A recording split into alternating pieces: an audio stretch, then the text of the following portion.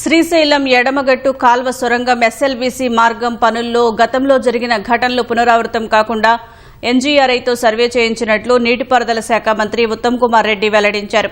సొరంగంపై survey చేసి రూపొందించిన నివేదికను జాతీయ భూ భౌతిక పరిశోధనా కేంద్రం ఎన్జీఆర్ఐ సీనియర్ శాస్త్రవేత్త సత్యనారాయణ సచివాలయంలో మంత్రి ఉత్తమ్కి అందించారు. ఎస్ఎల్బీసీతో పాటు కాళేశ్వరంలో భాగంగా నిర్మించిన మేడిగడ్డ, అన్నారం, సుందిళ్ల ఆనకట్టల పునరుద్దరణకి అవసరమైన భూ పరిశోధనల్లో ఎన్జీఆర్ఐ భాగస్వామ్యం కావాలని ఉత్తమ్ కోరారు. ఎస్ఎల్బీసీ తవ్వకం సమయంలో ఉత్పన్నమయ్యే ప్రమాద అవకాశాలను ముందే గుర్తించేందుకు వీలుగా seismic imaging, electrical resistivity tomography వంటి ఆధునిక సాంకేతిక పరిజ్ఞానాన్ని వినియోగించినట్లు వివరించారు.